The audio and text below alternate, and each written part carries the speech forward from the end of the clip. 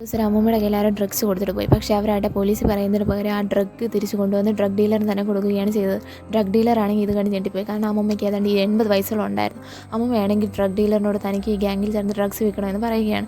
അമ്മൂമ്മയ്ക്ക് നല്ല പ്രായവും പോലീസ് കേസും ഒന്നും ഇല്ലാത്തതിനാൽ പോലീസ് അവരെ സംശയിക്കില്ല. എന്നാൽ ഗ്യാങ്സ്റ്ററിൻ്റെ കൂട്ടാളികളെ പോലീസിനറിയാം. അങ്ങനെ ഡ്രഗ് ഡീലർ അവരെ വിൽക്കാൻ ഏൽപ്പിക്കുകയാണ്. ഈ അമ്മൂമ്മയാണ് ഡ്രഗ്സ് കൊണ്ടുവന്ന് എല്ലാവരോടും വാങ്ങുമെന്ന് പറയണേ. ഇങ്ങനെ പുറകെ നടന്ന് ചോദിക്കുന്നതുകൊണ്ട് ആളുകൾ ഇത് എന്ത് പോലീസിന് പണിയാണെന്ന് കരുതി പേടിക്കുകയാണ്. അങ്ങനെ ഒരാൾ അമ്മൂമ്മയുടെ കയ്യിൽ നിന്ന് ഡ്രഗ്സ് വാങ്ങി. അങ്ങനെ എല്ലാവരും ഇവരുടെ കയ്യിൽ നിന്ന് വാങ്ങാൻ തുടങ്ങി. അവരെല്ലാം വിൽക്കുകയാണ്. അത് കഴിഞ്ഞ് അവർക്ക് കിട്ടിയ പണവുമായി ലീഡറിൻ്റെ അടുത്ത് ചെന്ന് ഇത് കണ്ട് എല്ലാവരും ഞെട്ടി. അമ്മൂമ്മയ്ക്ക് കൊടുക്കാമെന്ന് പറഞ്ഞ തുക കൊടുക്കുകയും ചെയ്തു. ലീഡർ പിന്നെ അവരുടെ കയ്യിൽ സ്റ്റഫ് വിൽക്കാൻ കൊടുക്കുകയാണ്. അങ്ങനെ അവർ വലിയ പോലീസ് സെക്യൂരിറ്റി ഒന്നും ഇല്ലാത്തവരടുത്ത് ചെന്ന് വിൽക്കുകയാണ്. അങ്ങനെ കുറച്ച് ദിവസം കൊണ്ട് തന്നെ അമ്മൂമ്മ അവിടുത്തെ ടോപ്പ് സപ്ലയർ ആവുകയാണ്.